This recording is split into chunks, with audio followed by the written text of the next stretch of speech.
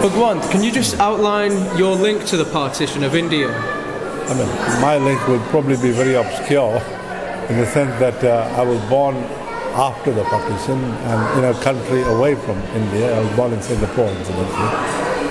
But my parents were born in India, my mother-in-law was born in India, and my mother-in-law actually was in Punjab at the time of the partition.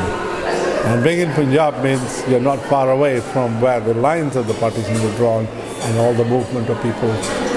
And my mother-in-law often described about how dreadful and how frightened they were and how, things were burning, people were rushing, crowds were going all over the place, damaging things, breaking things, and how they had to. She was training to be a teacher at that time, so how all the girls from the college were asked to assemble at the top of the roof because they didn't know what these people are going to come in and attack them, and dreadful times. I mean, that is at the personal family level.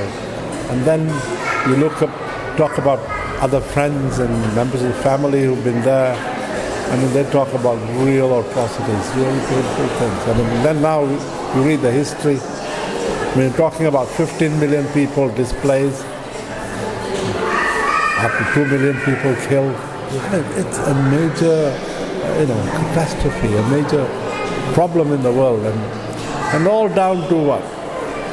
People can't find sensible ways of living together and working together, running their countries and provinces together. And okay, all right, you have a different faith, so what? You have a different religion, so what? I mean, at the end of the day, we all have to eat, love, live with, enjoy music, enjoy culture. I mean, why all this unnecessary political divide? And look at what's happened now. After 70 years, we still have the same problem. After 70 years, we still have this niggles about what's left over from that time. I mean, Pakistan, India, Kashmir, Balochistan, all that keep going on and on. When is the human race going to learn how to say, let's come together and say, all right, somebody somewhere along the line drew the lines. We're stuck with those lines. Fine. Accept them. Fine. The lines are there. Let's see how we can move on and how we can do the right thing for yourself, your family, your children, your grandchildren, and all the people to come. What would you say is the key to moving on? Is it educating people from quite a young age? Do you think that would help? Educating people is one thing, but the other thing is our political systems, our leaders have to wake up and say, look, let's not score points. Let's not try to bang away just to stay in power. Let's be the people with the heart to actually serve the people you say you want to serve. Go there and do the job. I mean, just look at, the leader in the world that I actually admire, you won't believe it, is F.W.D. Clerk. He knew by actually giving the vote, opening to a free vote across the country, there were enough black people to make sure that the white government will disappear. He would lose his power. But he was still prepared to negotiate and work it out with Nelson Mandela and give the South Africa the choice to be free to work as a nation as a whole. When are the other leaders of the world going to look up to him?